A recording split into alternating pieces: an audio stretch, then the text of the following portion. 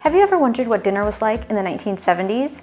Well, I'm about to take you on a journey to the past as I attempt to cook from this Better Homes and Gardens After Work cookbook. This was first published in 1974, and this particular copy was printed in 1981. And it was the 13th printing, so it must have been a fairly popular cookbook. First, in the beginning of the cookbook, they have a word to busy cooks everywhere. If you're busy and you have to hurry home to cook meals for yourself, your family, or friends, Better Homes and Gardens After Work cookbook is aimed squarely at you. And who isn't busy these days? Bachelors, college students, working mothers, and women employed outside the home surely are. The cookbook doesn't explicitly state it, but I think it's fairly obvious that it was written in response to the growing number of women entering the workforce. In 1950, only 34% of women were in the workforce.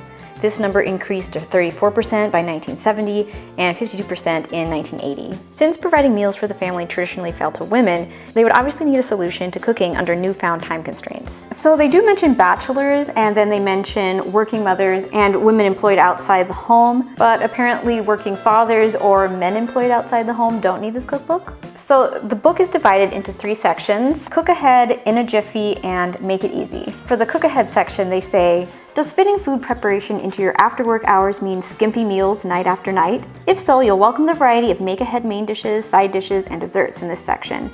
Just prepare the food in your spare time on weekends or the evening before the meal, then store it in the freezer or refrigerator. When you arrive home from work, simply add the finishing touches and put the dish on to cook. Then, in the In a Jiffy section, they say last-minute office duties, traffic jam, only an hour before you have to leave again. Whatever the reason you're rushed at mealtime, use the recipes in this section to help you get back on schedule. You'll find cook-at-the-table fondues, elegant stir-fry dishes, hearty omelets, meal-sized sandwiches, and main dish salads, tasty soups, speedy appetizers, and quick desserts. And next time unexpected company drops in at mealtime, you'll appreciate the recipes marked with the entertaining symbol. Your guests will be impressed with the good food and your relaxed manner. Ah, the party season, the fun of cleaning the house, of making yourself beautiful, of cooking for a house full of guests. It's the perfect time for Colonel Sanders' Holiday Family Feast. 9 plump pieces of juicy golden brown Kentucky Fried Chicken, plus family-sized servings of coleslaw, mashed potatoes and gravy, and 6 rolls. And you can take it all home for only about $5.49. Colonel Sanders. And in the final Make It Easy section, they say, do you dread meal preparation time because you're left with no time to relax? If so, start enjoying both. The recipes in this section are simple to prepare and require little attention while cooking. So once the dish is on to cook, you can sit down and read the paper, have a cocktail, accomplish other tasks, converse with your guests, or leisurely prepare the rest of the meal. So follow the advice given in the title of this section. Make dinner easily and then relax. They also have a section in the back with recipe terms, nutritional advice, and a sample meal plan, which I'll be cooking from today. The meal I selected includes creamed turkey especial or especial, I'm not sure how you pronounce that, with toasted English muffins, curried pear and cheese salad, and peanut butter banana crunch for dessert.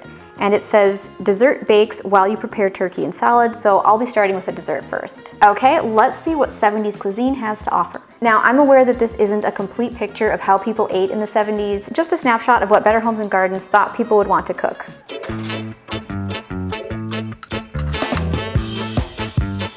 So the peanut butter banana crunch recipe calls for 4 cups of sliced bananas, or about 6 medium bananas, 1 tablespoon of lemon juice, half a teaspoon of ground cinnamon, half a cup of all-purpose flour, half a cup of packed brown sugar, 1/3 cup of chunk-style peanut butter, 3 tablespoons of butter or margarine, and whipped cream or whipped dessert topping, which is optional. You start by preheating your oven to 375 degrees Fahrenheit and then slice up the bananas. It doesn't say how big the slices are, but whatever.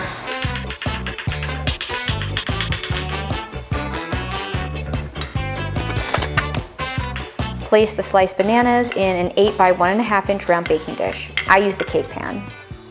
Add the lemon juice and ground cinnamon, stirring lightly to coat the fruit. It's not the easiest thing ever to get the cinnamon to evenly coat the fruit. Then you combine the flour and brown sugar in a small mixing bowl and cut in the chunk-style peanut butter and butter or margarine until it's crumbly. I decided to use my hands here, but I'm sure you could use a pastry cutter or fork to do this. This seriously smelled so good. Then you sprinkle the topping evenly over the bananas in the pan and bake for 25 minutes.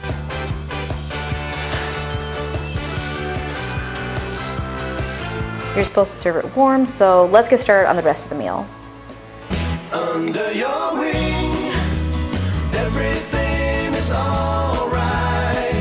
So up next we have the curried pear and cheese salad, and for that you need one 29-ounce can of pear halves chilled, lettuce. The recipe doesn't specify what kind of lettuce, so I just got iceberg lettuce, 1.5 cups of cream-style cottage cheese, 1/4 cup of chopped peanuts. That actually wasn't included in my Walmart order, so sadly I don't have those. I later found them in the back of my car, so I cannot blame Walmart for this. So I'm just gonna have to make it without the peanuts. Go fly. 1/4 cup of raisins, and half a teaspoon of curry powder. You start by draining the pears and slicing them into quarters. I feel like there's way more pears here than I actually need. Then arrange them on 6 lettuce-lined plates. Next, mix together the cottage cheese, peanuts if you have them, raisins, and curry powder. Finally, mound the cottage cheese mixture onto the pear slices.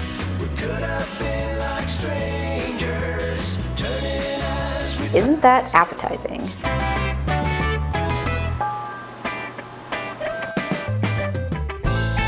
And finally, the cream turkey especial or especial, whatever. It has the entertaining special symbol, so this is perfect for guests. The recipe calls for 1.5 teaspoons of instant chicken bouillon granules, 1 cup of boiling water, 1 cup of light cream. I couldn't find light cream, so I just got heavy cream. 2 packages of white sauce mix, each enough for 1 cup of sauce. I also couldn't find plain white sauce mix, so I got this biscuit gravy mix, which makes about 2 cups. 1.5 cups of cubed cooked turkey, which I had cooked up previously. 1 8-ounce can of water chestnuts, drained and sliced. 1/4 cup of dry sherry. 2 tablespoons of finely snipped parsley, and 3 English muffins, split and toasted. I didn't follow the recipe exactly, so I started by mixing together the biscuit gravy per the package instructions. I found it weird that you had to tear off the instructions to open the packet. I realized that the measuring cup would not be large enough for whisking, so I transferred it to a larger bowl. After whisking it until smooth, I dissolved the chicken bouillon granules in the boiling water.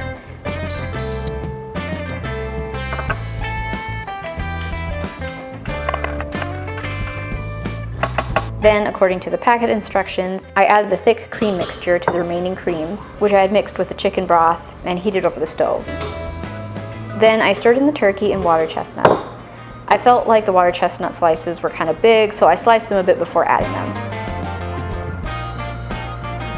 Then I added the sherry and parsley and heated over the stove.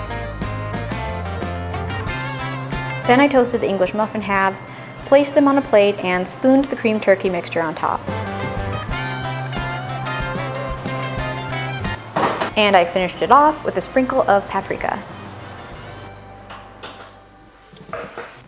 All right, so now it's time to taste my creations, or Better Homes and Gardens creations. I'm gonna start with a curried pear and cheese salad because I'm assuming they would probably eat salad first.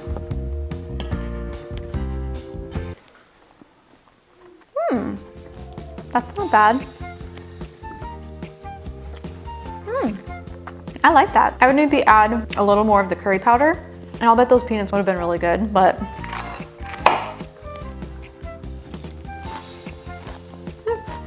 that's pretty decent. And this salad actually has a good amount of protein because of the cottage cheese. I would make that again. All right, now let's try the turkey especial or especial, however you pronounce it. I'm not a huge water chestnut fan, so we'll see how this goes. Hey, that's good. That's pretty decent. I like the freshness from the parsley. I was afraid that the gravy mix and the chicken bouillon was gonna make this taste pretty artificial, but it's actually not bad. I'm surprised.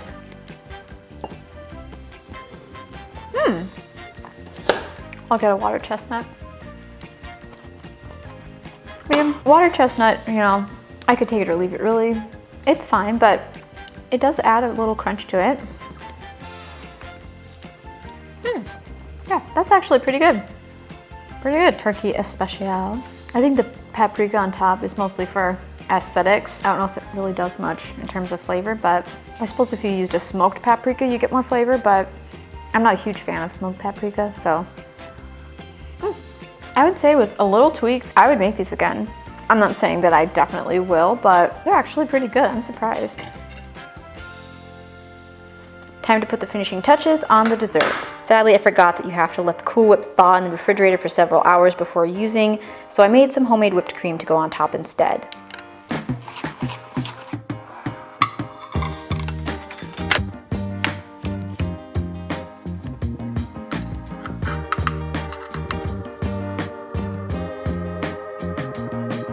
All right, and lastly, the peanut butter banana crunch dessert. I'm really curious about this one because the topping smelled really good when I was mixing it together, so we'll see how the final dessert tastes. I'm not super big on cooked bananas, but maybe it'll be really good.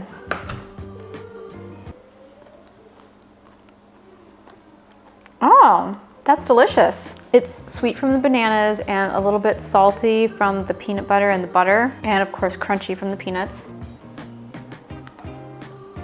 Hey, that's really good. Wow, that's really good.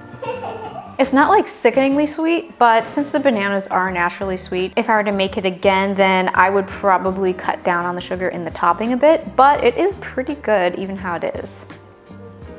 That is really good.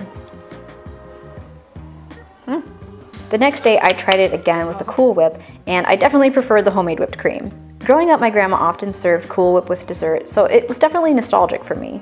So overall, I was actually pretty impressed by this 70s meal plan. I liked all of the food, and I would consider making it all again. I'd probably make a few tweaks to it. For the turkey especially, I probably would just make the white sauce from scratch because I don't really buy sauce mixes, and I would probably leave out the water chestnut, but it was pretty good. And I would probably use like homemade chicken broth instead of the chicken bouillon. The pear salad too, I mean, it sounded and it looks like something that I would steer clear of, but it was actually pretty good. The sweetness of the pears was a nice addition to the curry. I would probably just next time add more curry powder. And then finally, this dessert was absolutely delicious. I probably wouldn't make it that often just because it's too sweet for my taste, but I'm really impressed with the flavor. It's delicious. Well, I hope you enjoyed that journey back to the 70s with this vintage cookbook. See you next time. I'm just glad that I get to use the dishwasher this time.